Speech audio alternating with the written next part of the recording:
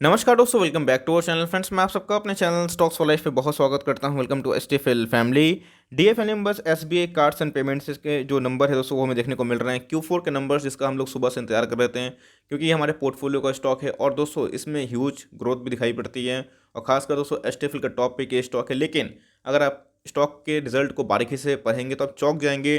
तो जी हाँ दोस्तों, पॉजिटिव पॉइंट कुछ दिखाई पड़ते हैं, कुछ नेगेटिव पॉइंट्स भी है। तो मेरा फर्ज ये बनता है आपको पॉजिटिव भी दिखाऊं, नेगेटिव भी दिखाऊं, उसके बाद जजमेंट आप पे है कि आपको नंबर्स कैसे लगे। लेकिन हमें दोस्तों ईयर ऑन ईयर की बात की जाए तो प्रॉफिट में ह्यूज उछाल देखने को मिल रहा है। तो क्या है पूरा न्यूज़ और क्या है पूरा नंबर जहां पे दोस्तों आपको बाई करनी है, सेल करना है क्या है, बिकॉज आज के दिन नंबर्स के पहले गिरावट देखने को मिली। चलिए गाइस, इस नंबर को अनबायस्ड होकर कवर करते हैं जहां पे आपको सीखने को बहुत कुछ मिलेगा। चैनल फर्स्ट टाइम होंगे सब्सक्राइब कर सकते हैं इस तरह क्वालिटी कंटेंट को सबसे पहले एक्सेस करने के लिए। Now without dealing any for time, let's begin. तो गाइस, अगर एसबीआई कार्ड्स एंड पेमेंट्स के बारे में डिस्कस करूं तो आज नंबर्स के पहले आज हमें अच्छा खासा हाई लगाते हुए दिखाई पड़ रहा था। 971 के लगभग हाई था। आज दोस्तों एक गैप अप ओपनिंग हमें दिखाई पड़ी थी 963 के लगभग। उसके बाद प्रॉफिट बुकिंग देखने को मिली। मार्केट में लोगों को लगा होगा कि नंबर्स खराब आ सकते हैं, तो नंबर कैसे हैं वो तो बात की बात है। लेकिन अगर आप देखें तो 971 से हमें तकरीबन 50 पॉइंट का प्रॉफिट बुकिंग देखने को मिला और दोस्तों ये कम नहीं होते हैं। 5% के अराउंड हमें देखने को मिलते हैं, जो अपने आप में ही बहुत बड़े नंबर्स हमें देखने को मिलते हैं। तो अगर आप देखें तो मार्केट को लगा था कि नंबर्स खराब आएंगे, तो नंबर्स एक्चुअली में खराब है क्या? चलिए गाइस, उसको करते हैं प्रॉपर एनालिसिस। ओके नाउ, तो गाइस मैंने ओपन कर लिया है सीधा इनके नंबर्स। पहले हम लोग पढ़ेंगे ईयरली कंपैरिजन करेंगे कि नंबर्स कैसे रहें। सब रुपीस इन करोड़ से तो आपको समझने में कोई भी दिक्कत नहीं होगी। ये तो 31 मार्च 2020 का हमें कॉलम दिखाई पड़ता है, 31 मार्च 2021 से लगभग दिखाई पड़ता है। तो अगर आप देखिए दोस्तों ईयर ऑन ईयर कंपेयर करें तो हमें टोटल इनकम देखना है, मीन्स टोटल रेवेन्यू कैसे रहें। तो अगर आप देखें तो दोस्तों ये है अभी के रेवेन्यू 2308 रुपीज़ इन करोड़। तो अभी के मतलब बोला दोस्तों Q4 के नंबर्स हमें देखने को मिल रहे हैं जो मार्च 31 को ख़त्म हो रहे हैं। तो अगर आप देखें ईयर ऑन ईयर दोस्तों हमें रेवेन्यू में डिक्लाइन देखने को मिल रहा है। जो पहले थे 2433 रुपीज़ इन करोड़, अभी कितने हो चुके हैं 2308 रुपीज़ इन करोड़, मतलब इनके रेवेन्यू घट चुके हैं। अगर आप देखें ईयर ऑन ईयर और क्वार्टर ऑन क्वार्टर दोनों में दोस्तों हमें रेवेन्यू में गिरावट देखने को मिल रही है। इस बात को आप नोट करके चलें। वैसे कभी भी अगर इनकम फॉल होता है तो वो एक ख़राब साइन देखने को मिलता है, लेकिन देखना पड़ता है इनकम सही में फॉल हुआ है, बिकॉज हम लोग को बारीकी से पढ़ना है। तो गाइस ये है टोटल इनकम, आप देख सकते हैं कि आप ऊपर में ही हुआ है कि ये इंटरेस्ट इनकम है। जी हाँ दोस्तों, कोई भी बैंक और एनबीएफसी का असल का बिजनेस ब्याज बट्टे का ही होता है। तो अगर आप देखें तो इनके इंटरेस्ट इनकम में हमें कमी दिखाई पड़ रही है ईयर ऑन ईयर और क्वार्टर ऑन क्वार्टर। लेकिन अच्छी बात यह है कि जो रिन्यूअल होता है मेंबरशिप फीस एंड कार्ड का, वो अभी दोस्तों सबसे हाई है। अगर आप कंपेयर करें ईयर ऑन ईयर और क्वार्टर ऑन क्वार्टर तो उस कंपैरिजन में दोनों में हमें मेंबरशिप एंड जो सर्विसेज जो चार्ज करते हैं सालाना, उसमें हमें अच्छी खासी जंप देखने को मिल रही है। लेकिन इंटरेस्ट इनकम जो कि एनबीएफसी का एकदम मेन बिजनेस होता है, तो उसमें हमें डिक्लाइन देखने को मिल रहा है। और दोस्तों ये डिक्लाइन के अनएक्सपेक्टेड था नहीं दोस्तों, ये डिक्लाइन एक्सपेक्टेड था, क्योंकि अगर आप कोविड को देखें तो उस हिसाब से आप देख सकते हैं कि एचडीएफसी बैंक के नंबर्स कैसे रहे हैं, जो कितनी बड़ी बैंक है और उन्होंने स्टेट एस्टिमेट को बीट नहीं कर पाया था। तो अगर उस हिसाब से देखें तो रेवेन्यू में फॉल है, जो अपने आप में नेगेटिव तो है, लेकिन अगर आप करंट सिचुएशन को देखें तो आपको उतनी नेगेटिविटी शायद ना लगे। अब दोस्तों इधर पे हमें देखना है कि कंपनी के जो एक्सपेंसेस है, जैसे मैंने बताया कि कंपनी के जो रेवेन्यू हैं, चलिए मतलब जो इनकम है वो तो कम हुए हैं। पहले कितने थे वही 2500 करोड़ के हमें दिखाई पड़ रहे हैं, अभी कितने हो चुके हैं 2468। अदर इनकम को अगर ऐड करें तो हम, तो ये दोस्तों हमें ईयर ऑन ईयर डिक्लाइन देखने को मिल रहा है और क्वार्टर ऑन क्वार्टर भी डिक्लाइन देखने को मिल रहा है। तो कंपनी के जो खर्चे की बात की जाए तो जी हाँ दोस्तों, कंपनी के खर्चे भी ईयर ऑन ईयर थोड़े कम हुए हैं। तो कंपनी पैसे ऑफकोर्स बचाएगी, बिकॉज कोविड है, उनकी इनकम कम हो रहे हैं, तो खर्चे भी बचाएंगे तो उनके प्रॉफिट होगा। तो अगर आप देखें तो क्वार्टर ऑन क्वार्टर और ईयर ऑन ईयर दोस्तों कंपनी ने खर्चे बचाने की कोशिश करी है। तो अगर आप देखें खर्चे में अच्छी खासी डिक्लाइन देखने को मिल रही है। जो पहले कितने थे 2398 रुपीज़ इन करोड़, अभी कितने हो चुके हैं 2233 रुपीज़ इन करोड़। तो गाइस ये सारा चीज़ को एडजस्टमेंट करने के बाद हमें निकलना चाहिए प्रॉफिट फॉर द पीरियड, जिसको हम बोलते हैं प्रॉफिट आफ्टर टैक्स, वो बहुत ही इंपॉर्टेंट होता है। तो आप देख सकते हैं कि 83 करोड़ से कितना हो चुका है 175 रुपीज़ इन करोड़। अगर आप देखें 10% का दोस्तों हमें ईयर ऑन ईयर प्रॉफिट में जंप देखने को मिल रहा है। लेकिन क्वार्टर ऑन क्वार्टर की बात देखें दोस्तों तो हमें एक अच्छा खासा डिक्लाइन देखने को मिल रहा है। तो ऐसे अगर आप देखें तो क्वार्टर ऑन क्वार्टर की बात की जाए तो 12% लगभग हमें प्रॉफिट में डिक्लाइन देखने को मिल रहा है। तो अगर आप देखें तो ईयर ऑन ईयर प्रॉफिट बहुत ही धांसू है, लेकिन अगर आप देखें क्वार्टर ऑन क्वार्टर तो प्रॉफिट डिक्लाइन देखने को मिल रहा है। तो अगर आप ईपीएस से चेक करें तो आराम से आप चेक कर सकते हैं कि ईपीएस दोगुना हो चुका है। अगर आप ईयर ऑन ईयर देखें तो उस हिसाब से फर्स्ट क्लास नंबर है, लेकिन इससे हमें कंक्लूजन नहीं निकालना है।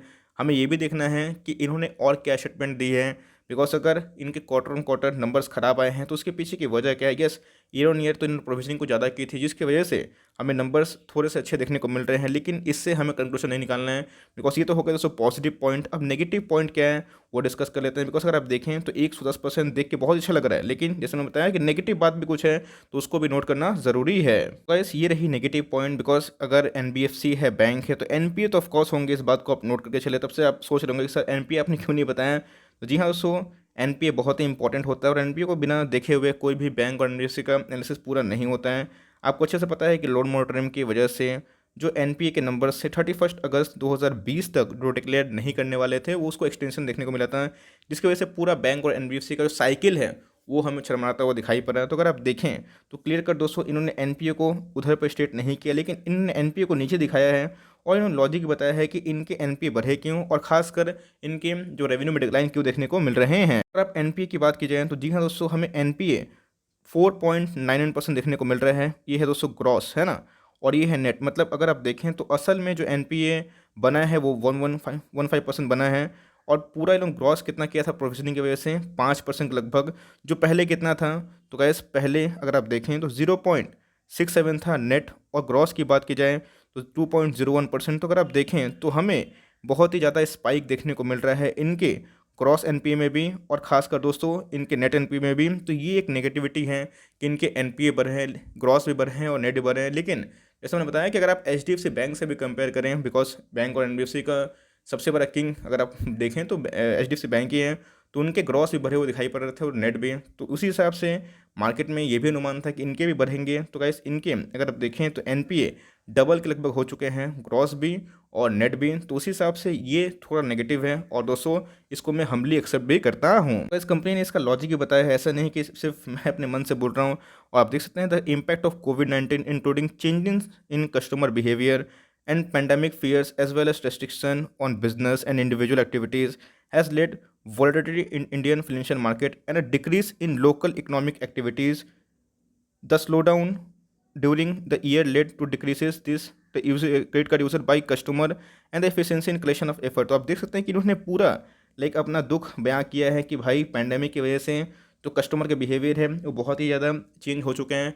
तो गाइस क्रेडिट कार्ड का लोग यूज़ तभी करते हैं जब उनके पास थोड़ा सरप्लस मनी हो, थोड़ा मॉल विजिट करें, थोड़ा जाएँ सिनेमा घरों में, कुछ थोड़ा टिकट्स अवेलेबल करवाएं। तो गाइस अगर आप देखें तो कभी आप मॉल विजिट करे होंगे, टिकट सिनेमा हॉल्स में गए होंगे, अच्छे अच्छे कोई क्लब में अगर आप विजिट किए होंगे, कोई अच्छे रेस्टोरेंट में विजिट किए होंगे, तो वहाँ पर उसको क्रेडिट कार्ड को लेके अच्छा खासा ऑफर होता है और एसबीआई कार्ड लीडर माना जाता है।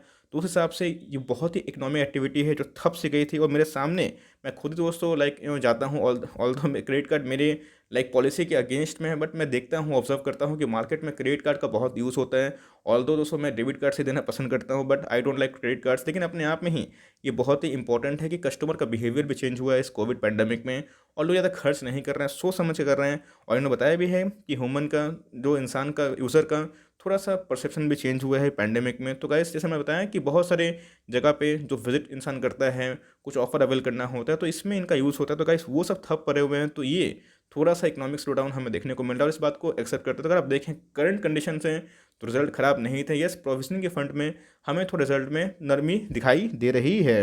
भाई आज के दिन बात कर लेते हैं कि कारोबार कंडीशन कैसे रही, और उसके बाद फाइनल दोस्तों मैं बताऊंगा मुझे क्या करना है, मैं क्या करना वाला हूँ। अगर आप देखें 2 मार्च को इसने 1139 का हाई लगाया था, उसके बाद अगर आप देखें तो रफली 18 से 20% हमें करेक्शन देखने को मिल रहा है। एक साल लोग की बात की जाए तो 500 के लगभग स्टॉक का प्राइस दिखाई पड़ रहा है।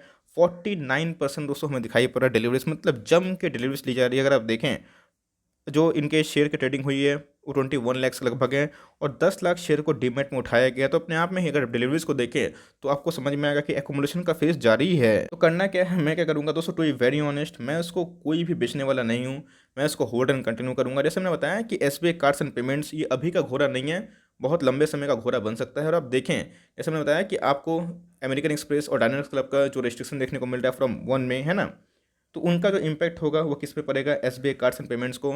सिटी बैंक का जो दिवाला हुआ है, वो जो गए हैं, तो उनके कस्टमर कहाँ आएंगे? इसके पास आएंगे या फिर एचडीएफसी के पास जाएंगे? तो वो तो अभी नए क्लाइंट को ले नहीं रहे, नए उसको ले नहीं रहे हैं। तो गाइस इनका लॉन्ग टर्म में ज़रूर फायदा होगा, तो मैं इसको एकदम स्ट्रांगली होल्ड करूंगा। और मुझे निचले दफाव मिलता है तो मैं इसको और भी उठाने की कोशिश करूंगा, मर्जी आपकी क्या लगे। बिकॉज अगर आप देखें करंट कंडीशन में तो नंबर्स उतने भी ख़राब नहीं हैं, लेकिन यस अगर आप एनपीओ को देखें तो नंबर्स में थोड़ा सा आपको डेंट दिखाई पड़ सकता है। लेकिन जिस हिसाब से करंट कंडीशन है उस हिसाब से मुझे नंबर मोर लेस ठीक ठाक लगे, लेकिन ईयर ऑन ईयर से फंटास्टिक है। तो रिजल्ट की बात की जाए तो मिक्स्ड हमें दिखाई पड़ रहे हैं। तो भाई ये बताना मुश्किल है कि मार्केट की दिशा क्या होगी। गिरता है तो भाई आपको होल्ड करना चाहिए, भागता है तो इसको फिर भी होल्ड करना चाहिए, बिकॉज लॉन्ग टर्म में यही स्टॉक दोस्तों आपको अच्छा खासा करके दे सकता है। ये मेरी फाइनल कमेंट्री थी, आपकी मर्जी है। और दोस्तों कमेंट बॉक्स में जरूर बताइएगा कि आपको नंबर्स कैसे लगे। ईयर ऑन ईयर तो हमें 110% का इजाफा देखने को मिल रहा है, लेकिन एनपीए फ्रंट में आपको कैसे लगे ये भी बताइएगा। और करंट मार्केट प्राइस की बात की जाए तो ये एकदम उठाने वाला हो सकता है, लेकिन अगर मार्केट इसको नेगेटिव ट्रेड करता है तो हो सकता है कि आपको 850-70 आने वाले टाइम में 90 भी देखने को मिल जाए। लेकिन 900 के लगभग 200 का कभी भी आता है तो मुझे लगता है कि एक्मुलेशन का अच्छा खासा मौका हो सकता है। और मार्केट इसको पॉजिटिवली लिया इनके प्रॉफिट को देख के, तो जी हाँ दोस्तों वो भी बहुत ही अच्छी बात हो सकती है। तो मेरे हिसाब से होल्ड एंड कंटिन्यू करें, लॉस में बेचने की आवश्यकता नहीं है, बिकॉज आने वाले कल में ये देखिए कि क्या कर सकते हैं। और कंटिन्यूसली इनके कस्टमर बेस बढ़ रहे हैं, कंटिन्यूसली दोस्तों इनके जो सब्सक्रिप्शन है आने वाले टाइम में बढ़ेंगे। तो शॉर्ट टर्म के लिए वोलेटाइल रह सकता है, लेकिन लॉन्ग टर्म के लिए आपके पैसे अच्छे बनाएंगे, इतना मैं आपको बता सकता हूँ। बिकॉज कंपनी में बहुत ही ह्यूज ग्रोथ है, इस बात को आप नोट करके चले। सो फॉर टाइमिंग ये छोटी सी अपडेट थी। आई होप दोस्तों वीडियो के लिए हेल्पफुल है। कंटेंट से लगा तो लाइक कर दिएगा, चैनल फर्स्ट टाइम होंगे तो याद से सब्सक्राइब करना ना भूलें। फर्दर को डाउट उसको ड्रॉप कर सकते हो, कुछ तो रिव्यू चाहिए उसका नाम भी ड्रॉप करना ना भूलें। I would love to make a video on your demand. Guys मिलते हैं जल्दी ही, तब तक के लिए bye, thanks for watching friends, god bless you all.